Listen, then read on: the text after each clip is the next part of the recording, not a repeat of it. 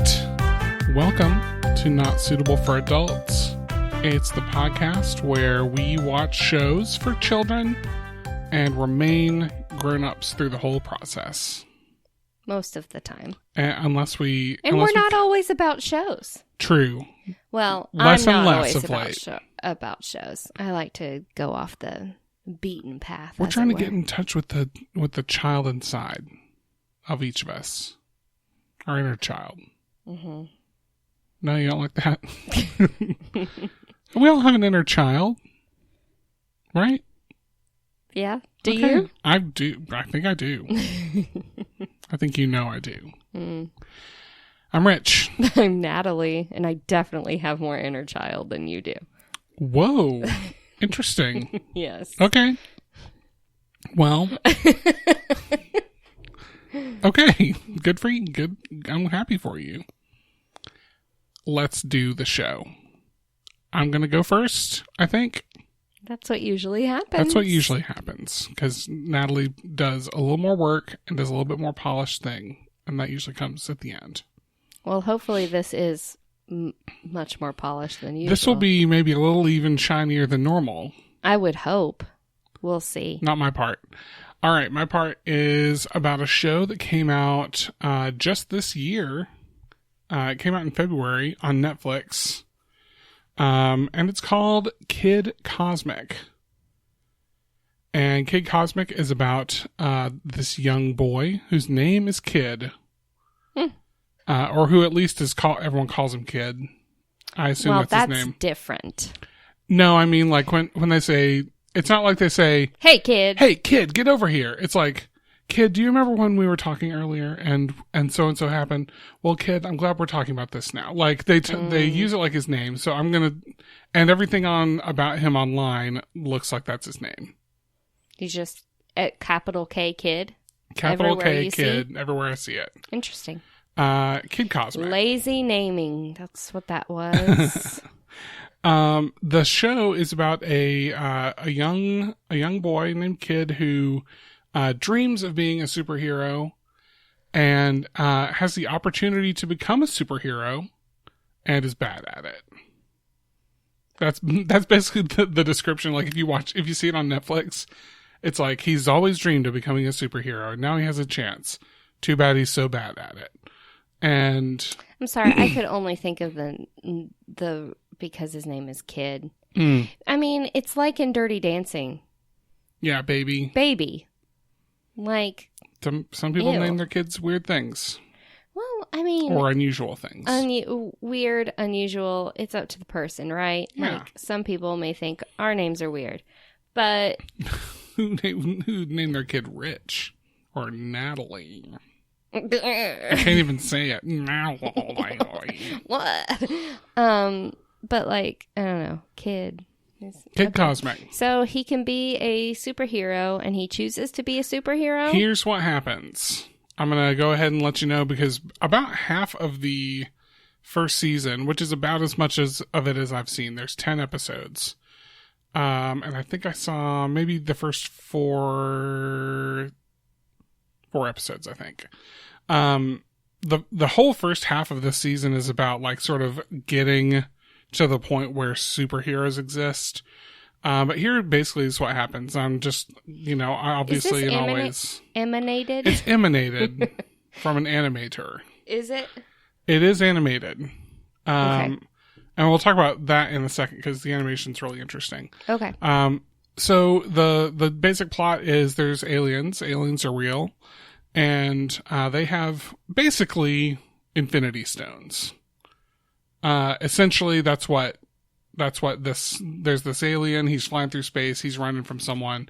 He's got 5 stones of power. And do they do separate things like time? Wouldn't you know it? They all do separate things. Time, and I can only think of time. They're not as powerful as the Infinity Stones, but like one lets you fly, one lets you create portals, one gives you time, precognitive abilities, one lets you clone yourself a bunch of times, and one makes you a giant. Those are the 5 stones. But they don't have a time one. There's not a time one.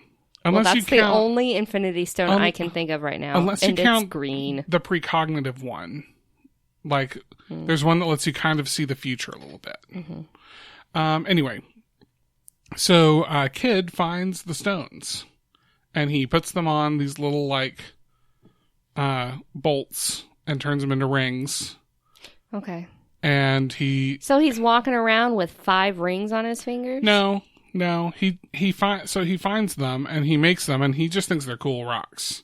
Okay. He thinks they're cool. He does find that he finds them in a spaceship. So, like, it's like he just stumbles on them. You're just flip-flopping around. I'm not flip-flopping. He does find them on a spaceship. I've neither flipped nor flopped. Well, they arrived on a spaceship. The spaceship crashed on our planet. That's where he found the stones. And so he deduces that they must be powerful stones that turn you into a superhero, but he can't make it work. And finally, with the help of this, like, other girl in town, he figures out how to like tap into whatever mood he's got to be in to make the stones work. He can't just say go. He can't just say go gadget stone. Go gadget flying stone. Right. So he does pick. He does what? I was just thinking we should watch Inspector Gadget. We should watch the Matthew Broderick Inspector Gadget. I watched that so many times as a kid. Bad. And then they made a sequel with French Stewart. Ooh. Oh, go ahead. Sorry. Matthew Broderick is a national treasure, but love him. But that's, I don't know. Not ideal. Anyway, he does pick the stone that he learns to use is the flying stone, and the girl who's with him, her name is Jo. She learns how to use the portal stone. Okay. And then sort of slowly they are building this, like, super team kind of on accident. Like, then like a little kid gets a hold of the giant stone and becomes the one that can use the giant stone, and Kid's grandpa finds and learns how to use the cloning stone, and a cat becomes the one who uses the precognitive stone. I would be terrified of a cat. I'm already terrified of cats. Like, a cat having that much power. Yeah, way too much. And then the rest of the story is the alien who crashed sort of gets kind of captured by Kid and the gang. Kid and the gang. That should have been the name of the show, but Kid Cosmic. They kind of capture him, but then aliens are coming to reclaim the stones, and they have to protect Earth. They become, like, unlikely Avengers. And that's, so like I said, I'm about halfway through. And he's just not good at it. And he just doesn't know how, because you know what? He's just a child. He's a kid. He's just a child. But Child Cosmic. Yeah. The Cosmic Child and all the rocks should have been the name of the show. I will say this. I think that it's kind of, I don't know if it's refreshing or if it's like a throwback. It's made by Craig McCracken, who is the creator of the Powerpuff Girls. And who worked on a lot of those, like, early, really, like, what we kind of think of now as, like, the classic Cartoon Network shows. Yeah. And it has his sort of fingerprints on the animation. It's a really cool sort of retro... kind of that style. Yeah, it's a very retro, but, like, 2D animation style. That, like, actually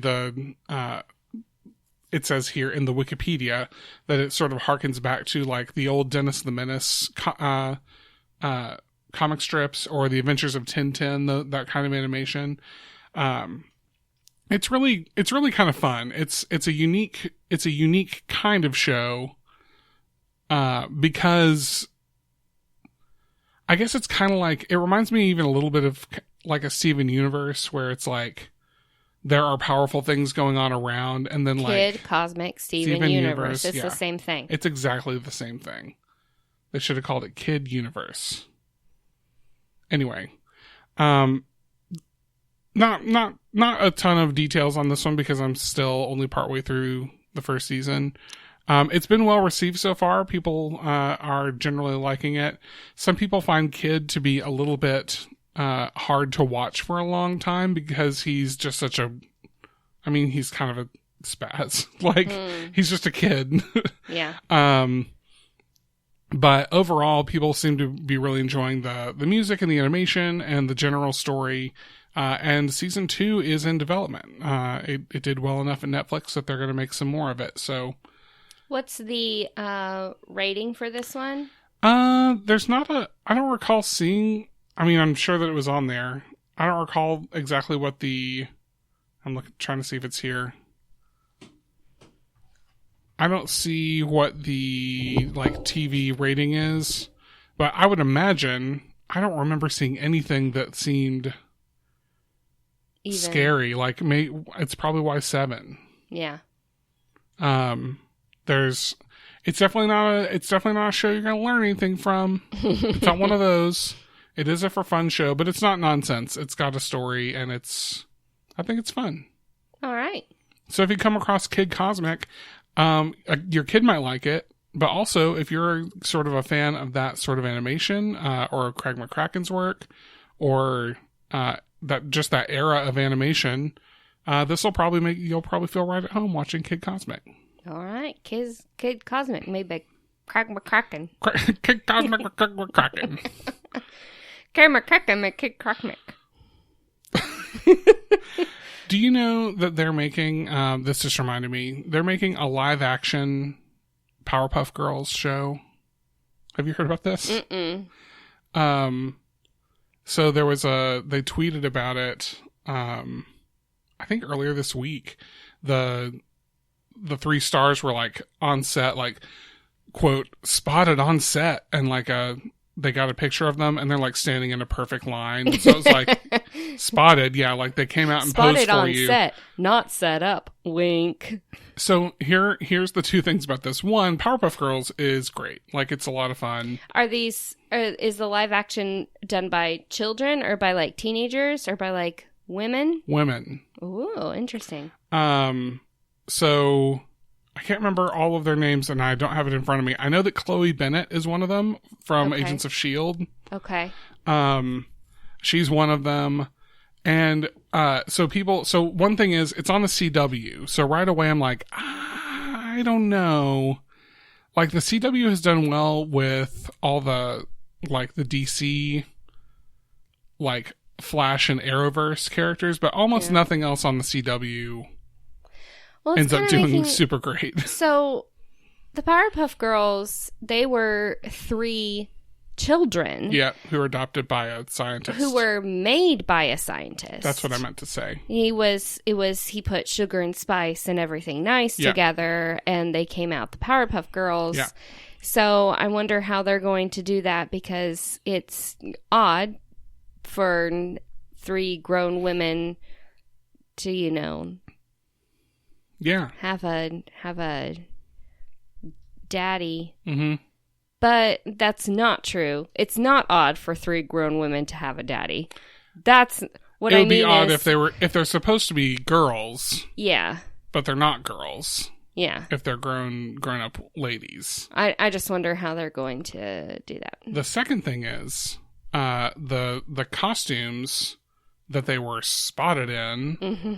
Were basically very true to the cartoon, just a little straight, short dress with a black band around it, and high socks and sneakers. Yeah, and they look like a bunch of people were this looks like a bad Halloween costume, right?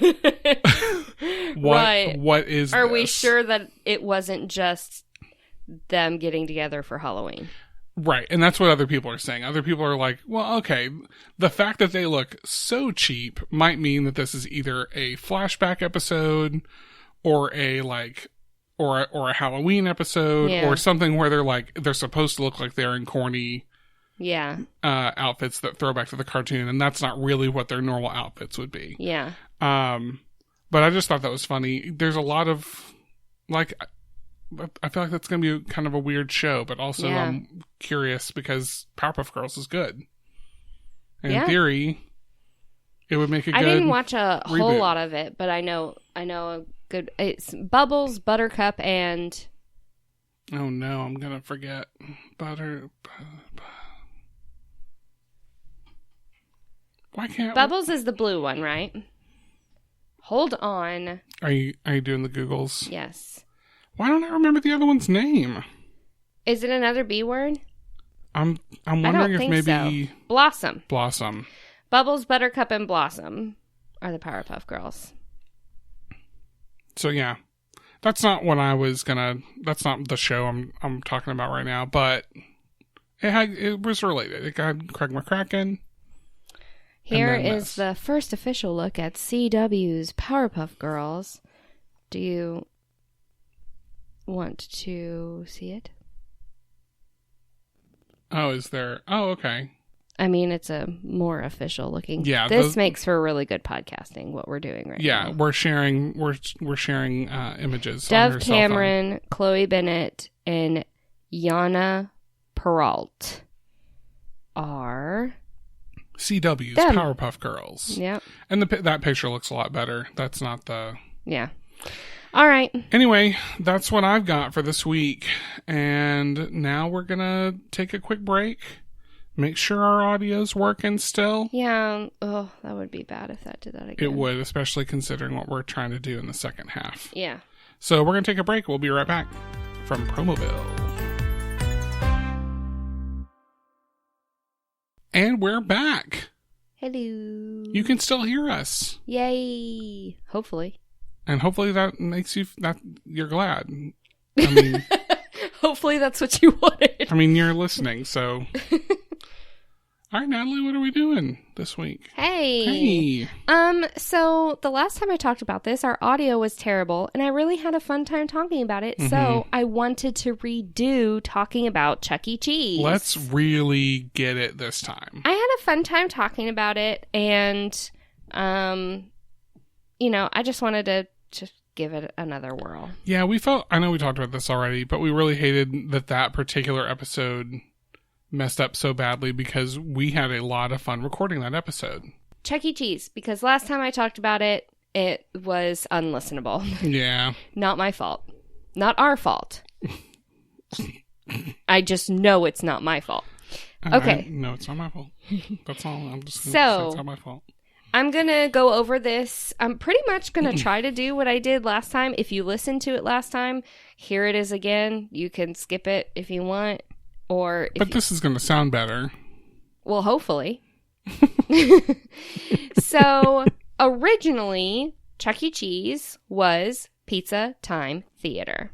Pizza Time Theater. Pizza Time Theater. Then it was what you said you went to, which was... Showtime. Showbiz.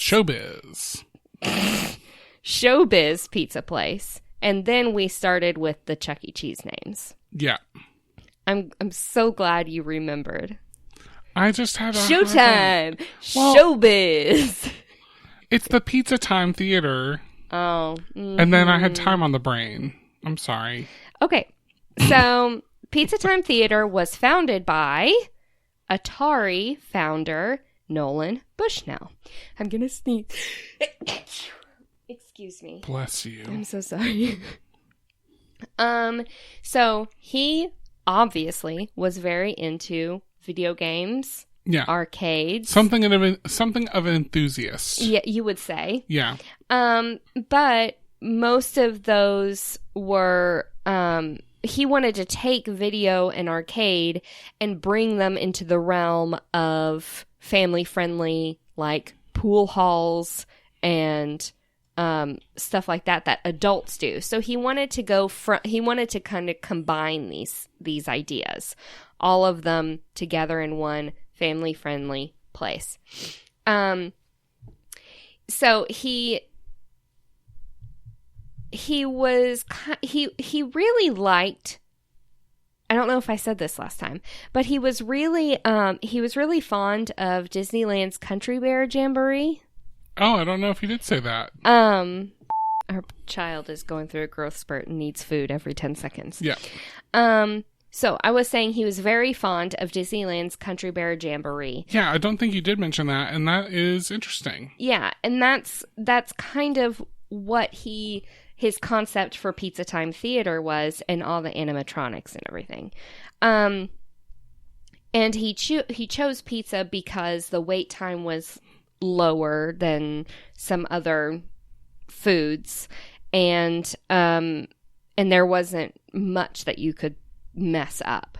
It's bread and sauce and cheese and toppings. He went searching for a character for his pizza place, that he had called Coyote Pizza. Now, this is before everything. This is 1.0. He wanted to call it Coyote Pizza. He went looking for costumes for his animatronics, found a costume he liked. It was a coyote. He was like, all right, Coyote Pizza, here it is. He got it back. It's real. It wasn't a coyote. It was a big old rat.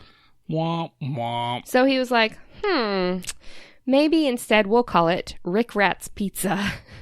Which again, a terrible name. Why would you want to associate rats with your restaurant? Pizza. I mean, that's what Chuck E. Cheese was for years. He was a rat. He was not the mouse that we know today. He was a rat up until very much more recent than you would think.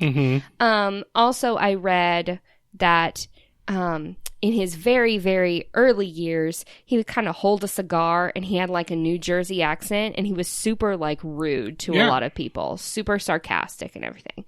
By the way, I did look this up from the last time I talked about it. His name is Charles Entertainment Cheese. Love it. That is his full name. Anyway, Rick Rat's Pizza. The marketing people were like, I don't think so. Let's make it a little more kid-friendly. Let's call it Chuck E. Cheese. And that became his name. So the first Chuck E. Cheese's Pizza Time Theater opened in San Jose, California in 1977.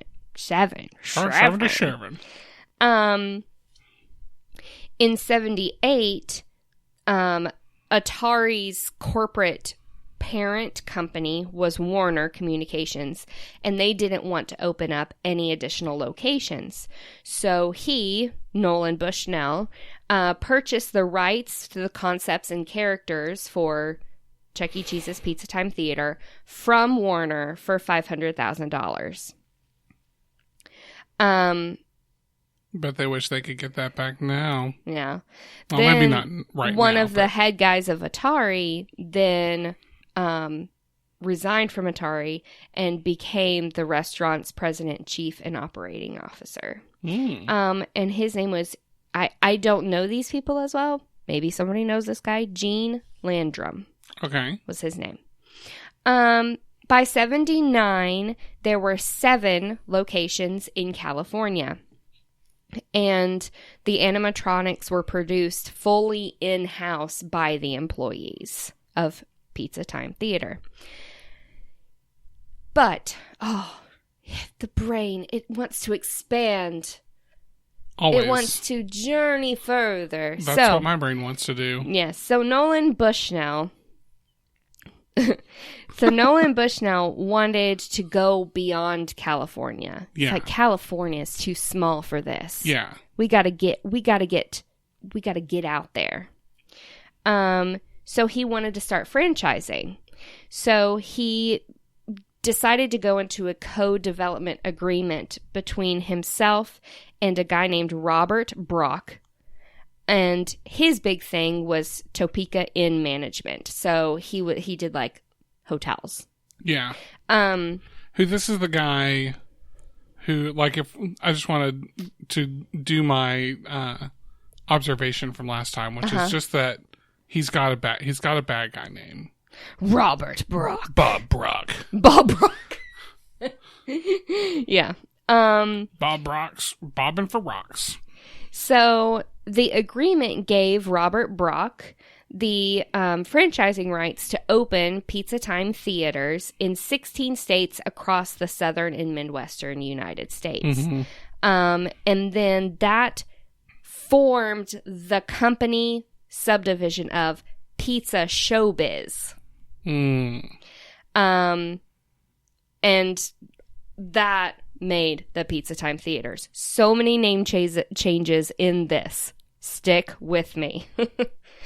In late 1979, Bob Brock, Robert Brock, remember, he's the guy that was brought in by Nolan Bushnell. He, again, more names. Stick with me. Robert Brock became aware of this other guy named Aaron Fetcher, and he was in the Creative Engineering Company. Incorporated company. Yes. The company that is incorporated. And he did a lot of work in animatronics. Mm-hmm.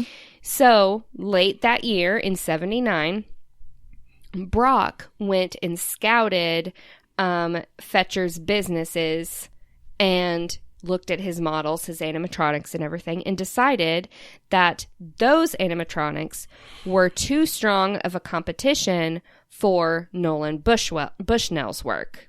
So, Brock asked Bushnell to release him from the agreement and to leave and to go with Fetcher instead. Yeah. Brock and Fetcher, just like maybe a month later, formed Showbiz Pizza Place, Inc., which is what you said last time. Yeah. You remember Chuck E. Cheese as Showbiz. Yeah, when I was a kid, like a little kid, we went to Showbiz Pizza, and I loved it there. I hated the animatronics. We all did. As I think most children do. I mean, back in the 80s, they were rough. It was impossible to not make scary animatronics in the 80s and early 90s. But yes, we went to Showbiz Pizza and just absolutely loved it. And we were so sad when we learned that Showbiz was going out of business. And then this pretender to the throne. Well, which it turns out. Let's continue. Don't want to spoil it. This is where little Richie S. I almost said your last name. Do they know our last names? I don't know if they know our last name. I don't know. Whatever. Little Richie came in as bright-eyed and bushy-tailed. Yeah, I feel like Little Richie's already someone. Little Richard is someone. I'm my own thing. Okay.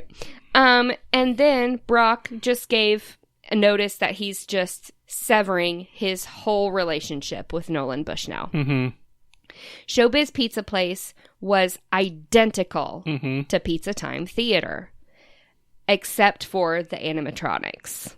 Yeah, which were just better. Which were probably better, but not their idea. Right. They basically stole this whole idea from Nolan Bushnell.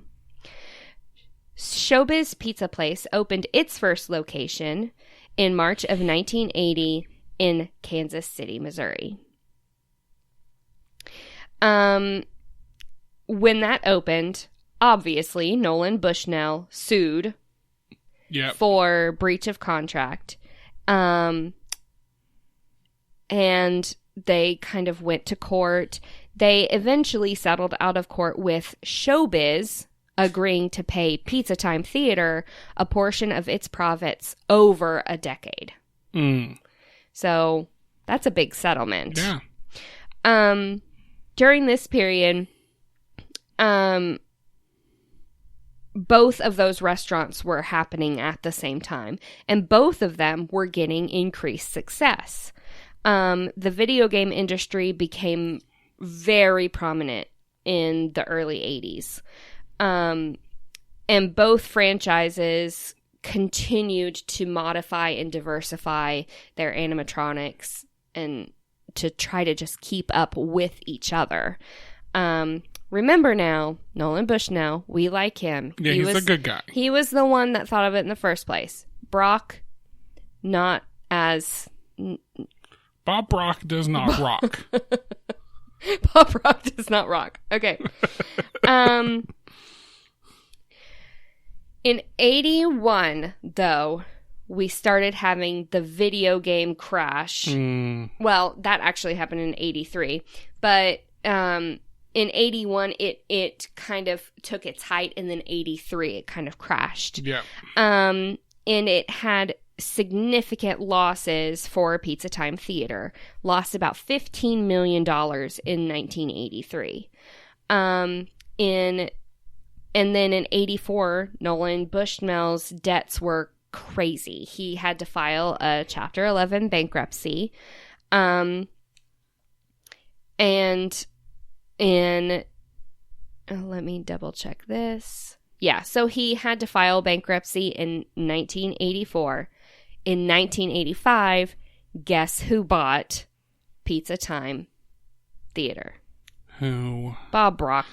I hate that guy. Bob Brock.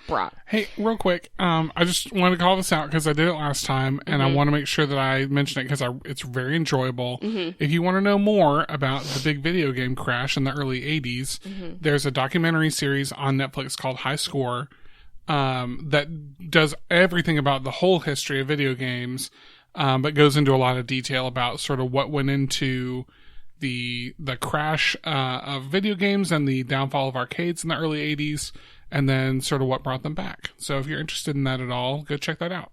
Cool. High Score. So, Nolan Bushnell, he's down on his luck. The video game industry has plummeted. And who's there to buy Pizza Time Theater from him? Brock. It's Brock.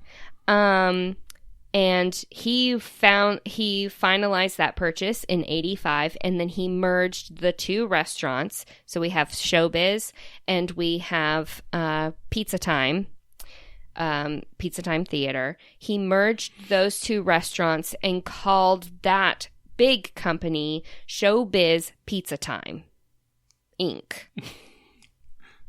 Okay. Company.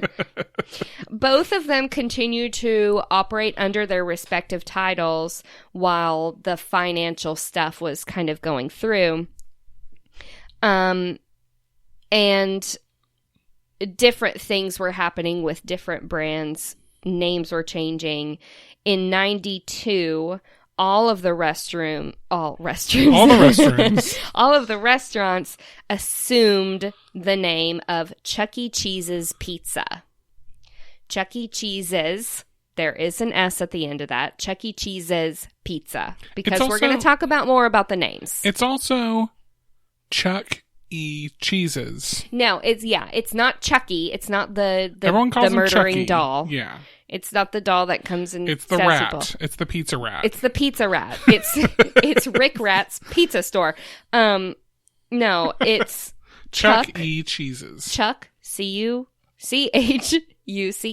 and then we are really struggling today. Much. Cheese's. The name was Chuck E. Cheese's Pizza in 1992. In 1995, they redesigned the concept and it just became Chuck E. Cheese's. Forget about the pizza part. Yeah. Because it wasn't that great anyway. No one was going, well, I guess some people love the pizza, but yeah, well, we'll talk about that. Yeah. And then also in 1998, Showbiz Pizza Time, which, if you remember, was the merger of both of those two companies, renamed itself CEC, so like Chuck E. Cheese, CEC Entertainment, Inc. Oh my goodness.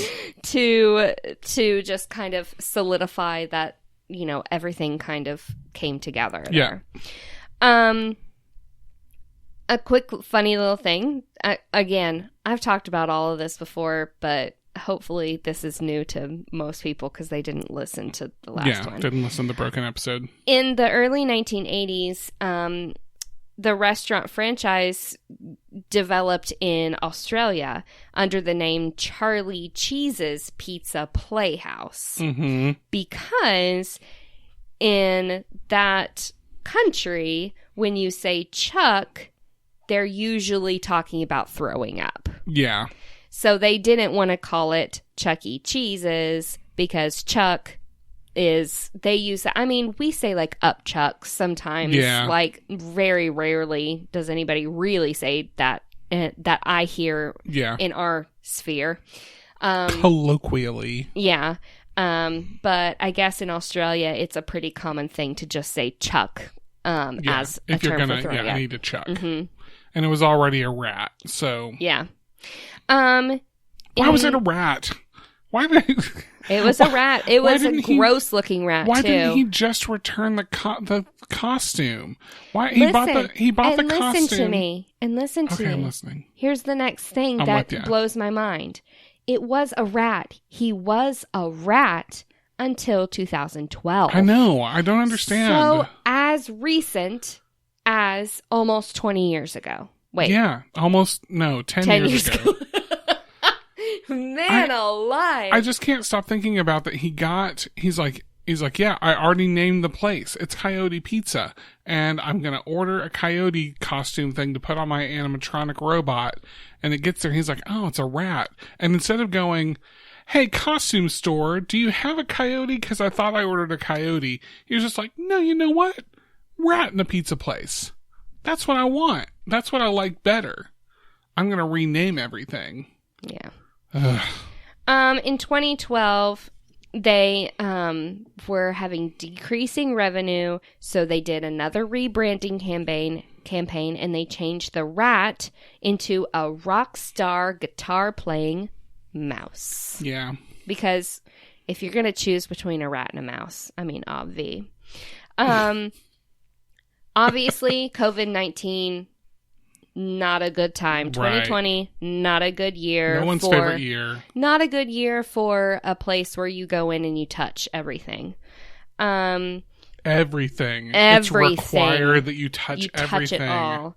It was very damaging financially. There was an estimated $1 to $2 billion of debt.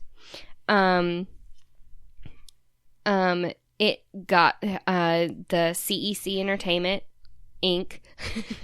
got loans, and then they also had to file a voluntary petition under Chapter 11 for bankruptcy. I think we all know what Chuck E. Cheese is, right? So you go in, and it's a huge just video arcade. It's basically an arcade and a play place and and sometimes you eat pizza there. And they serve you pizza. Yeah.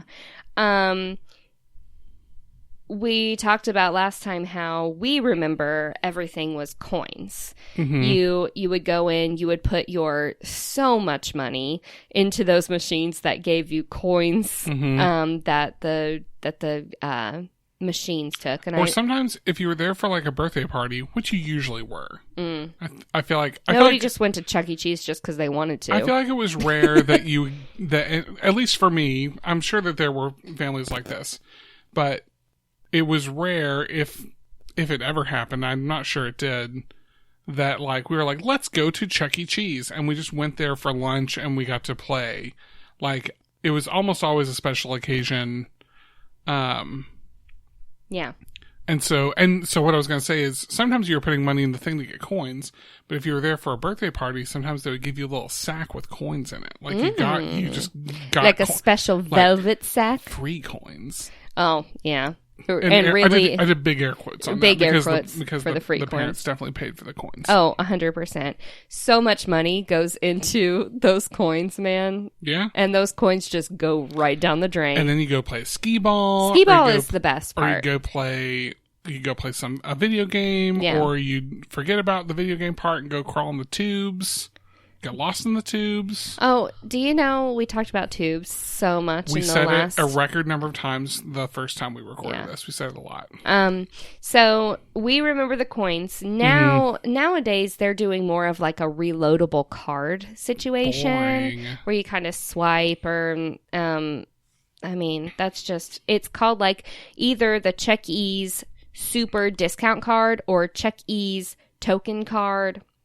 That's kind of what it is. It's kind of like a debit card. Have you seen, there's a Monopoly version where you don't play with money also. You just do a refillable card. I don't like it. I know. You don't have to deal with money at all. I don't know. I mean, isn't half the fun of doing those things like, look at all the coins I have, or look at all the tickets I have, or look at all the pretend fake money I have in Monopoly. Yeah. And so if everybody remembers, you use your coins, you use your refillable card, whatever you're doing, you play your games, and you get tickets. Yeah. Those tickets are then you turned in for an eraser. Yeah. Or a ring that slinky. fits no one's finger. A plastic tiny slinky, not a real slinky. No. And then the skateboard that's up top that costs 1 million. Yeah, 20,000 tickets. Is very dusty and old because nobody's ever moved it. Right. Also, around 2015, the Chuck E. Live stage thing was starting to be starting to transition over from animatronics into just costumed people. The animatronics were I think everybody just agreed all together, like, can we stop this? And by the time 2017 kind of rolled around, most of all of the chains were removing the animatronics entirely in favor of costumed employees. Let's see. I'm trying to remember everything else I talked about. Well, I just want to mention again that I did, me and my friends did take our friend Josh to Chuck E. Cheese for his 20th birthday. Yep. And it was really fun because we all met at like my house. We were all back from college or whatever. We met at my house and we blindfolded him and we drove him there and we didn't tell him we were going. And we made him guess when we got inside. And like, as soon as you walk through the door, there's just something unmistakable about, like, you can smell the sort of like, the sort of lead smell of the coins in the air. The lead and you coins. can hear the games. The rubbery cheese and you can pizza. smell the sort of bad pizza. Yeah. And then you immediately know you're in Chuck E. Cheese. So we did take him there. He did lose a very precious hat of his on the way. Have I ever told you that story? Yes. He stuck his head out the window because he thought it would be funny on the way. And his very nice new, I think it was a Dodgers hat. Like he and his dad had traveled to LA together and gone to a Dodgers game, and he'd gotten this hat and he was like, I love this hat. This is like a special hat it's like me and my dad. And then out the window and then it went right out the window and we couldn't find it. It was gone forever. We all felt really bad, and it was his birthday.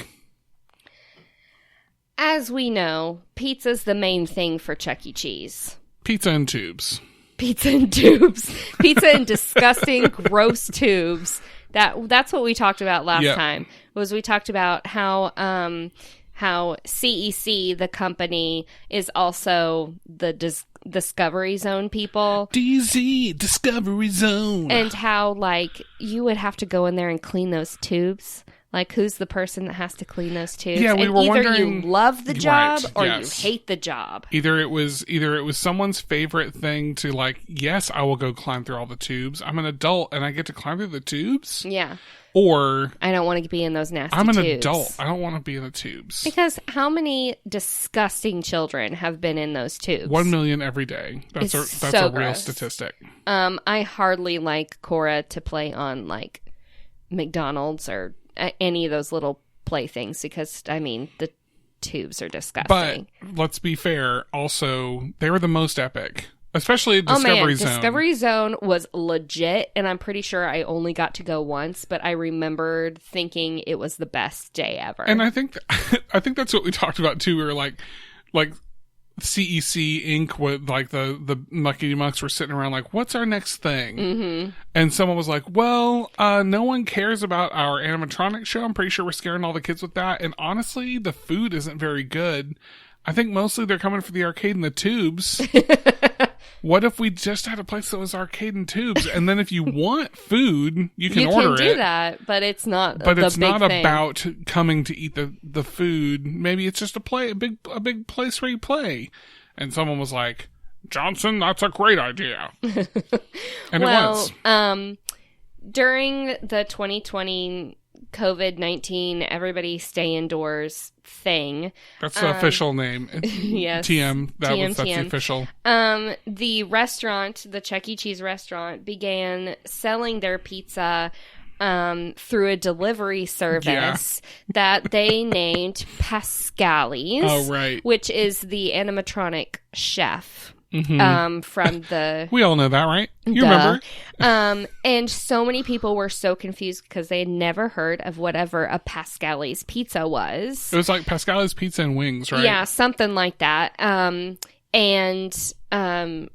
people were like, did they change Chuck E. Cheese to Pascali's? But no, that's just how you order their food. And also, who is sitting at home thinking to themselves, you know what I need? I need a Chuck E. Cheese pizza. They're like, let's order it. They're like, I need some za. I need some za. And you know what za I need? I need Charles Entertainment Cheese's za. Is there a pizza that we could get that would be mostly bread? Like mostly you just barely taste the cheese. Let's get some Pascali's. Some Pascali's, because that's different. Now, I do believe that they claim that the recipes are somewhat different between Chuck E. Cheese's pizza and Pascali's pizza, but they are made in the same place, so whatever. So that was a big confusing thing that happened in 2020 around the Chuck E. Cheese food delivery service for those crazy. I mean, I'm not going to say they're crazy for sitting at home specifically ordering Chuck E. Cheese food. Well, here's the thing: is like talking about it now 2 times. Yeah, I want to order some of it and just try it. That sounds terrible. I know. I don't even think we have a Chuck E. Cheese around us. I don't think it would be good. I'm not saying I think it would be good. Yeah. But it does make me a little morbidly curious about, like, I wonder what that pizza tastes like, because it's probably been 20 years. More. 25 years. Yeah. Since I've had any. Yeah. Yeah. Yeah. Well, that's all I have for Chuck E. Cheese. Let's wrap this sucker up. Let's wrap it up. My dad is on his way to help us do some stuff around the house. Got to build a fence. Yeah, well, we got to unload the stuff for the fence. Yeah, that's our official. That's our new podcast. Fence building. He's knocking on the door. You wrap up. Well, finally, I have a chance to just talk to you by myself, folks. What a fun time. Just to wrap up, thanks as always for listening to the show. We definitely hope that you enjoyed it. Thank you to Shad Warrell for creating our music. That's you can find him over at soundcloud.com/Shad-Warrell. He's super great. And as always, just never, ever, ever forget that you can do all the things that you want. You're the boss, so watch whatever you want. Okay, bye.